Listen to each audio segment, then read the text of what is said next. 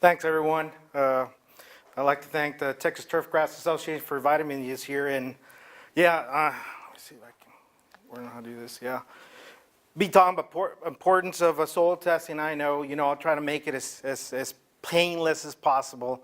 You guys see this, I'll go testing and get the science behind it. Well, I'll try to make it as plain as possible. But I like to think of soil testing as 10, 15 years ago, I used to, go out and talk to people and try to sell them on my particular laboratory, but come to find out that a lot of people don't actually do a lot of soil testing. So I decided to go do testing. Anything is better than a guess. So I'll be discussing some general issues that we have and that you need to follow when you're talking soil testing. And a lot of times, soil testing is a lot like see if I can learn how to manage this here. There you go. So it's all about balanced nutrition.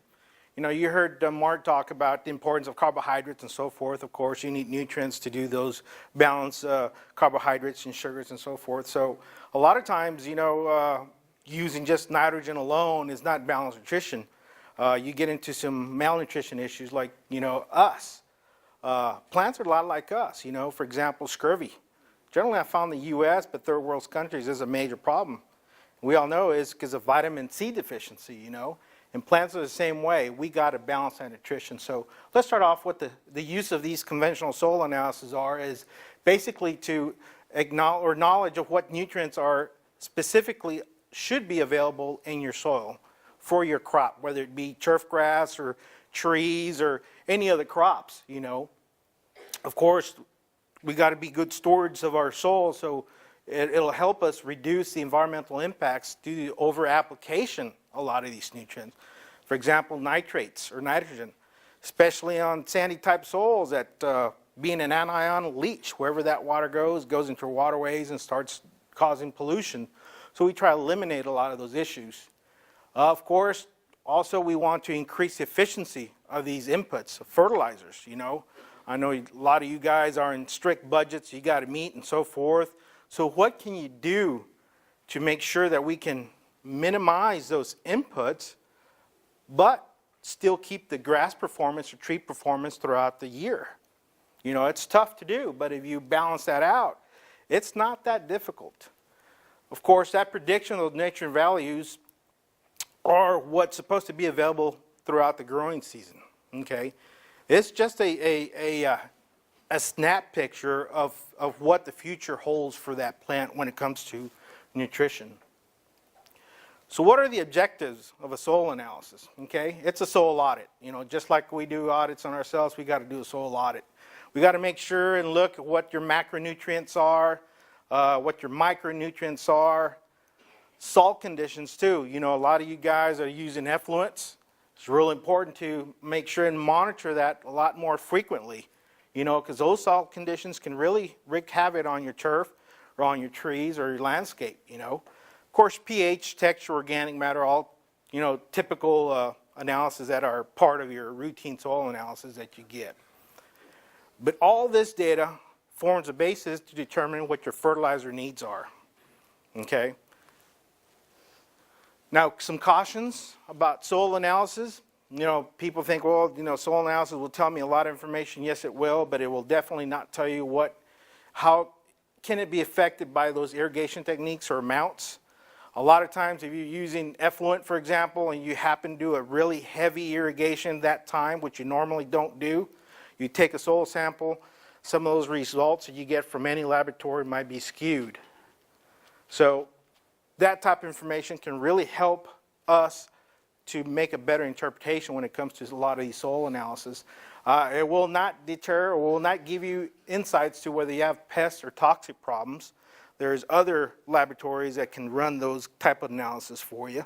Unfortunately, your routine analysis will not tell you that information. Poor soil structure drainage. You need more of a physical test rather than a nutrient test to tell you some of those issues. Of course, it can't help you determine what variety of turf grass you're using. So those are just some cautions to be aware of. Of course, choose a well-established soil testing lab that use appropriate techniques. I get questioned a lot, say, well, why should I use your lab or why should I use the lab? I said, guys, if you're happy with your lab, it's giving you results, stick with that particular lab. Last thing you want to do is jump from lab to lab to lab trying to compare results.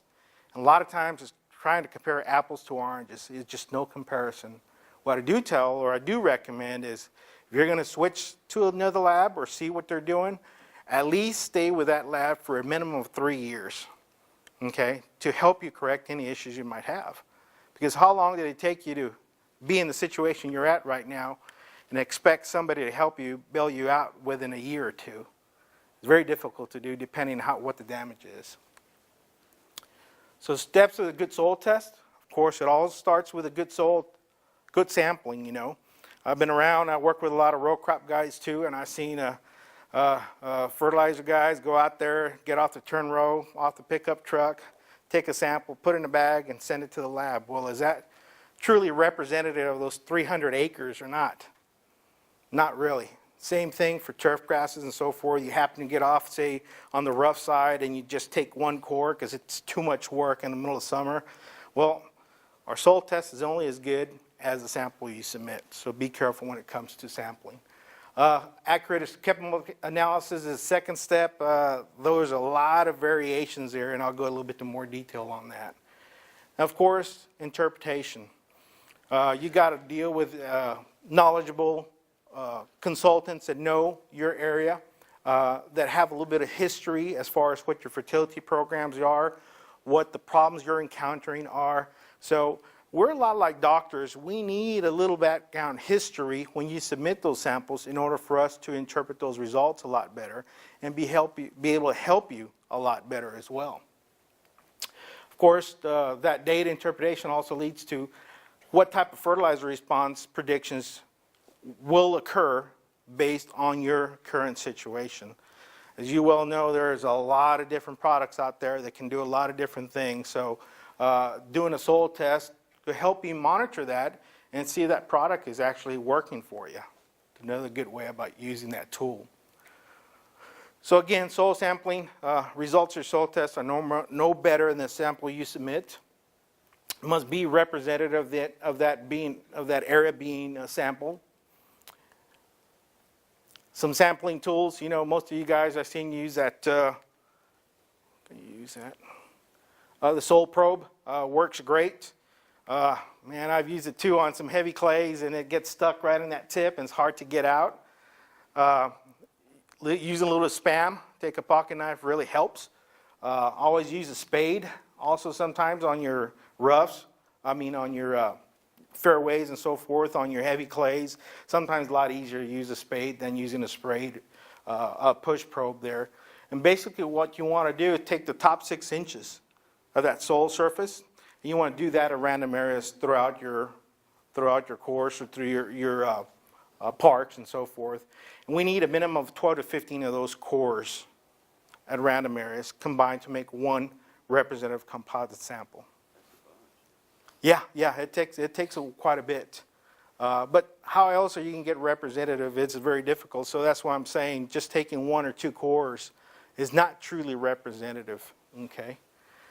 Submit that sample to your laboratory, and again, supply as much information as possible as far as any salinity problems you've encountered, or chlorosis you're seeing, or excess pest pressure such as insects or disease and so forth. A lot of information will help us interpret those results better for you. Get a little bit technical here real quick on the extraction of chemical analysis a lot of these laboratories use. And some of them they're getting pretty routine. A lot of them are using the same extraction. So basically, that extraction should mimic what would be available throughout the growing season, correct? Should measure the actual concentration in parts per million or pounds per acre of what your current nutrient content is. And of course, that extraction is most important of this procedure, okay? There hasn't been much changes in the 1940s, probably 1960s was the last major change when it comes to different soil extractions. So basically, each nutrient will be mixed with that extraction reagent to extract that nutrient and then analyzed by the laboratory. As you can see, there's several different laboratories there that do soil testing throughout the state and the U.S. Again, people start comparing results from different laboratories or different entities. Make sure that you are comparing apples to apples sometimes, as far as some labs report N, some other reports P instead of P2O5 or K2O instead of K. There's a major difference, and there's some simple arithmetic that you can do there to follow those conversion for those different units. Some laboratories, of course, do it in parts per million, which most of them do. Some report in pounds per acre. There's a formula how to convert pounds per acre from parts per million, multiply by 2 if it's a 6-inch sample, or divide by 2 if it's pounds per acre and get back to parts per million. Now, I think a lot of you guys have probably done some testing and heard of this cation and change capacity, or CEC. A lot of labs, that was routine in a lot of laboratories. A lot of laboratories are getting off of that and just doing more actual nutrients or NPKs or cations and so forth. But the concept behind it is very important. And basically, it tells you how the ability of that soil to hold or bind plant available nutrients. Okay? Of course, commonly expressed in milliequivalents per 100 grams. Generally talking, clays that have higher organic matter have a higher cation change capacity, roughly above 20. Low CECs generally are related to sandy type soils. That's the reason why they leach nutrients very easily. So this is a diagram basically of a clay particle. As you can see, it's got a lot of negative charges. And of course, we know your cations are positive, so that is opposites attract. So that's how you can to bind a lot of these nutrients. But look at this nutrients too up here. It binds a lot of sodium as well. So that's why you got to be careful when using, say, effluents that are very high in sodium, or river water happens to be very high in sodium in the clay soils. It tends to accumulate in the clay particle very easily. So these are some ratios of your percent base saturation, what ideal regions would be. You can see here calcium 65 to 75%, which is your major building block of your soil for soil structure. Magnesium 12 to 18%, potassium 2 to 5%, and of course sodium 1%. And this is great trying to get into those ratios, but there's other aspects of soil testing that come into play as far as these percentages go, and that's when we talked about soluble nutrients. Okay, I'll get more into that. So let's go and get a little bit into nutrition here. Nitrogen, of course, is one of the big ones, a minimum of 50 parts per million. It is the major key element for plant growth, and this is probably the #1 source of fertilizer you guys use out there, and mostly the biggest amount than any other nutrient. It's the most tested for any soils. Subsoil tests give more detailed information. There's a lot more root system than just the top 6 inches. So recommend doing some subsoils every once in a while, see what's down in your nutrient bank, down deep. Of course, it's used at the highest quantity. It's basis for protein synthesis, nucleic acid production. You heard Mark talk about chlorophyll and carbohydrate production and so forth. So nitrogen, very important. Phosphorus, now this is one of those that's very tricky to analyze by any lab, and I'll tell you why here. We like to see a minimum of 20 parts per million, easily bounded in high pH soil. So you got any pH above 7, phosphorus is probably the first nutrient that will tie up and become plant unavailable. Of course, phosphorus is needed for nucleic acid formation, fruit and seed production, and for a healthy root system. Without phosphorus, you do not have a healthy root system. You don't have a healthy root system. Then you start having issues with nutrient uptake and all these balanced nutrition we start talking about. So nutrient extraction process real quick here. Basically, we should see what's currently available, mix the soil with extraction, and it should provide or indicate what the nutrient availability would be. Phosphorus. Of course, phosphorus is very tricky. This is a list of different extractions that laboratories use. So this Millic 3 is the most common one being used right now. by most laboratories. The only problem is that Milik 3 was developed in North Carolina for acid soils. So you can see the pH of the extract in the pH 2.5. Olsen 8.5. So what happens if you've got a pH of 7.5? Let's say 7.5. So we have most places here in Texas. And you extract with a pH 2.5. Where roots normally form weak carbonic acid, and you're roughly around pH 5.5 or 6. Well, you see that really acid extraction tends to overestimate what's actually plant available. So you get phosphorus, potassium, you got plenty in your bank, don't worry, but you do a tissue test, and guess what? You're deficient in phosphorus, potassium.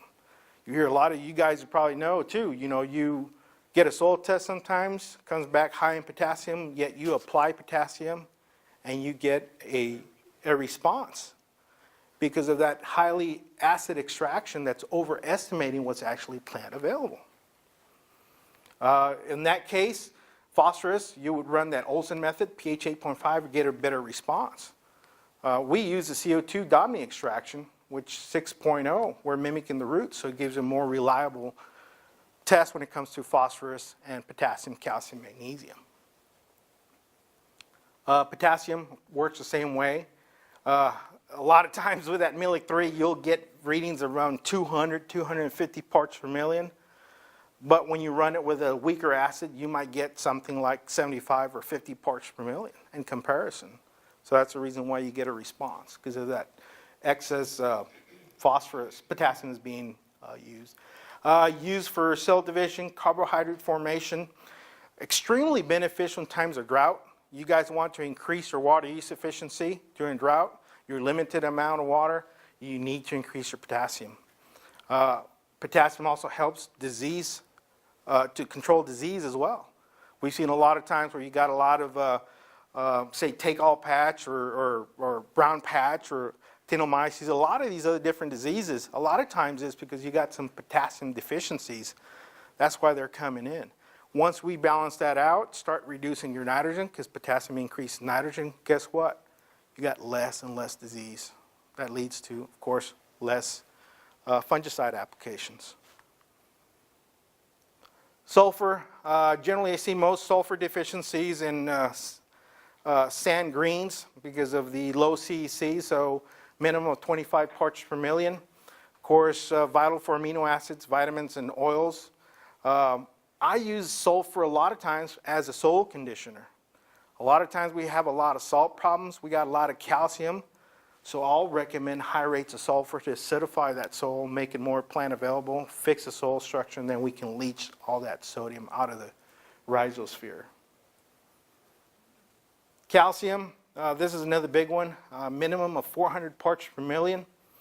Proper cell division, elongation, cell wall development. A lot of times you see a lot of pest pressure and so forth because of lack of calcium in that cell structure. So they'll go after that. Carol's increases metabolism. You can get calcium from lime or gypsum, different sources. Of course, we all know we got some sodic or saline soils. First thing we do is go apply some calcium in the form of gypsum. Mellow that soil out. Then we can physically flush those salts down away from the major root zone. Magnesium, minimum of 50 parts per million. Of course, you heard Mark talk about photosynthesis. Magnesium is a central element of the chlorophyll molecule, so used for photosynthesis. The carrier phosphorus in the plant, sugar and starch production, carbohydrates. So magnesium, I've seen a lot of magnesium deficiencies out there. Now boron, this is one of those, people have a fear of boron when everybody talks boron toxicity. Problem with boron is that all that research that was done over 50 years ago. We had higher organic matter levels, so there was a tendency to accumulate boron, toxic amounts of boron. But now we have less than 1% organic matter in the soils. Boron being an anion, wherever that water goes, there goes the boron. So we actually see a lot of boron deficiencies. I like to see at minimum 1 parts per million. Iron, like to see a minimum of 5 parts per million. Of course, iron is one of the big ones that we see. We start seeing our grasses turn yellow and so forth. We assume it's iron. We start putting high amounts of iron. Sometimes it works great. Sometimes it doesn't. Sometimes it doesn't because it's other trace elements that's causing that yellowing, not necessarily iron. Activates the element in several enzyme systems. I like to think as iron as your respiratory inhibitor, promotes more oxygen oxidation systems. And of course, it's pH dependent. A lot of these trace elements depends on the high pH, neutral pH to make them plant available. I'll get a little bit more detail on that here soon. Zinc, I like to see a minimum of 3 parts per million in the soil test. Essential for transformation of carbohydrates. Zinc is the one that maximizes the plant genetic potential. Now, what do I mean by maximizing plant genetic potential? The ability for that grass to recover from all that stress, from it being played on, being run on, and so forth. So if you want to keep your health in that turf, zinc plays a vital role in that. And a lot of times when we do tissue tests, zinc, manganese are the 2 key ingredients that happen to be the minimum amount in that tissue test. And like to see greater than 50 parts per million until we have better recovery of the grass. Manganese, again, I like to see a minimum of 5 parts per million. Used in enzymes, electron transport. A lot of times manganese deficiencies can be masked or be interpreted as iron chlorosis. So that's the reason why when you're applying, looking at iron chlorosis, do a tissue test, verify that it is iron and not manganese or zinc before you start spraying them out, because then you start overdoing too much iron, then you start inducing other deficiencies when it comes to nutrition, balanced nutrition. Copper, see a lot of copper deficiencies as well, using enzymes and electron transfers, used for disease suppression. That's why a lot of your fungicides are copper-based, or a lot of manganese-based sometimes. Helps with disease suppression. So you can see where a lot of these trace elements can play a vital role when it comes to possibly reducing a lot of fungicides that we're using on our turf. Some of these trace elements now that some labs are doing, the very few, some others don't. Molybdenum, cobalt, selenium, nickel, a lot of these other trace elements that are beneficial, but there's very little research to state this is the level they should be at. So one of the stars I've been doing some research on the last, probably 3 or 4 years is silicon. I call it the ultimate stress reliever. Like I said, plants are a lot like us. We don't like stress. We don't work well under stress. So we got to alleviate as much stress as possible. So that's where silicon comes in. And it plays different roles when it comes to how it plays a role in the plant versus in the soil. It's a soil conditioner. It can help with soil health. It's an anti-stress bioregulator and helps with structural component of the leaf structures. So outside the plant, it impacts soil structure. It actually helps with soil aggregation. So you've got some really tight soils that you really want to loosen up. Use of silicon can help build those silicon bridges and improve your soil health. Helps with the percolation of more salts. You guys are using effluents. Highly recommend using of silicon. It enhances overall uptake of nutrients when it comes to the fertility. Now, inside the plant, it plays a vital role when the plant structure. It actually deposits itself along the cuticle and the epidermis of that leaf. And you'll see a lot thicker leaf than normal. Yes, Mark? Silicon in your soil, what's the... Yeah. He was asking how you get silicon. I'm getting to that real quick here, Mark. Very good question, though. And, people tell me, well, I've got greens that are just sand, very high in silica, right? Well, unfortunately, it's not plant available. Okay? And monocots are silicon accumulators, but there's no research stating that this is a desired level. So I'm having to come up with my own plant standards when it comes to a lot of trace elements, specifically silicon. Okay? Funny thing, too, is that I found it also increases that structural rigidity, of your turf. So it may increase the green speed without having to lower that cutting height. It dulls the mower blades faster. It may, yes, it does. Yeah. So, got the drawbacks there. So reduce a little bit of fungicides or replace your mower blades. Yeah, yeah. So it stimulates microbial growth when it comes to bacteria and fungi, and that's the reason why you get a lot more disease suppression. Of course, silicon's more of a proactive approach rather than a reactive approach. Okay, so that's another problem that people don't have the ability to use that. It increases biotic stress against fungal infections. Insect pressure. Piercing insects don't like going after that thicker leaf. It's survival of the fittest. You know, insects are coming in, disease coming in because you got malnutrition. Okay, that's the reason why they're coming. So when you got that silicon, it won't come in. Helps regulate the stomata. That's why it helps with drought. What we're using is I'm recommending a lot of use of potassium silicate or calcium silicate. Those are monosilicic acids. Those are plant-available forms of silicon. Okay, and those mostly come in liquids, foliar applied. We've seen where you have multiple applications early in the season and throughout the season where you get the best response. Currently, I'm doing some stuff in Pacific Northwest on potatoes. You know, we'll use about 4 to 5 fungicide applications in season. On top of that, another 3 applications of insecticides in season. Where we use balanced nutrition and silicon, we only had 1 application of fungicide with a seed at planting, none in season, no insecticides in season, saving $250 on fungicide and insecticide applications an acre. That's huge. Huge. Yeah, huge. On top of that, we increased their production, the quality overall, and reduce their inputs. Now, it's not a magic bullet, by all means. But when you balance nutrition with silicon, it can do some wonderful results.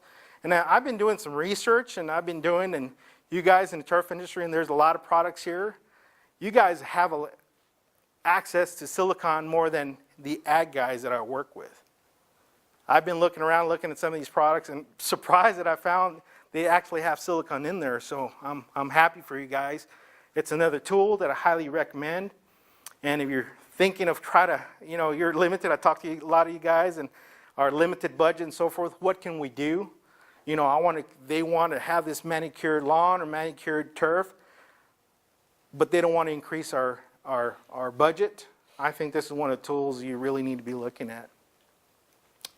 pH, again, you've probably heard about that, very nebulous. Be careful. You heard about pH, ideal pH range for most nutrient uptake is around 6.5. Down in South Texas, most of my stuff testing around 8. So you can see where most of this big banded area, that's where maximum nutrient uptake is utilized. You can see your trace elements down here, much around 7, very little availability in season. Can we correct the pH from 8 to 6.5? Most likely not. But constant use throughout the season of sulfur applications, organic acids, say humates and so forth, biologicals, increasing the biology of the soil, it all plays a vital role to keep those nutrients in more plant available form. Soluble salts, we talk about soluble salts. Low salinity, I like to see somewhere around 2 millimoles per centimeter. I've seen some guys that are closer up to 4. Guys that are using some like paspalum varieties and so forth can really get away with a little more sodium. But you got to be careful, especially guys who are using effluent. Very careful when you have high levels of salts. Texture, higher clay levels have higher CEC, hold more soils, more nutrients than low CEC soil sands. So a lot of times you'll get texture by laboratories. You guys in the turf industry, you like to see what the percent silt and clay, so that's important as well. Organic matter, there's 2 major differences out there. Most laboratories are using this LOI, total organic matter. So total organic matter encompasses everything that's undecomposed and fully broken down. So say you've got thatch in your greens, you happen to take that soil test, you do a LOI, comes back 3%. Is that good or not? Remember, it's undecomposed organic matter as well that's measured in there. So you can see where you can skew some of those results but not get benefit of that humus fraction that we're looking at. So Walkley Black actually measures the humus content. That's the fraction that's fully broken down. So make sure when you're looking at a lot of these analysis, when you look in organic matter, make sure whether they reported LOI or the Walkley Black humus. Okay, I like to see somewhere around 2% on sands and around 3 to 4% on clays. Of course, organic matter improves soil health, structure, increases aeration, water infiltration, food source for microorganisms, and more sustainability. That's an example of our soil analysis report. This is actually for some greens in South Texas. I just want to point out, this is color-coded, so the red is low. It's hard to tell, but I just want to show you here this calcium level there. That's where a lot of times you run different soil extractions come back high. But actually in this instance, I've been out there where they're syringing these greens and very little percolation going on there, because remember, calcium is a building block for better soil tilth, better soil structure. So in this case, you really have to come in there and apply lime or gypsum to improve that structure. A lot of times we'll see where this comes back very high calcium levels too, but the soluble portion very low. So highly recommend you guys using effluents. Ask for that saturated paste or the soluble salts to make sure that you've got enough soluble salt to help with soil structure. Okay? Of course, soil tests must be used with other factors. I'm not talking this talk about tissue tests, but highly recommend doing some tissue tests to verify. Plant analysis, soil testing go hand in hand. Just more tools you guys can use. In conclusion, it's often easy to make things complicated, but difficult to make things simple.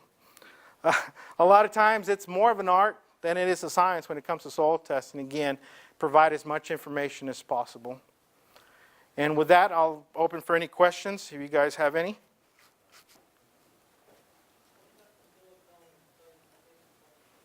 I'm sorry, I couldn't hear that.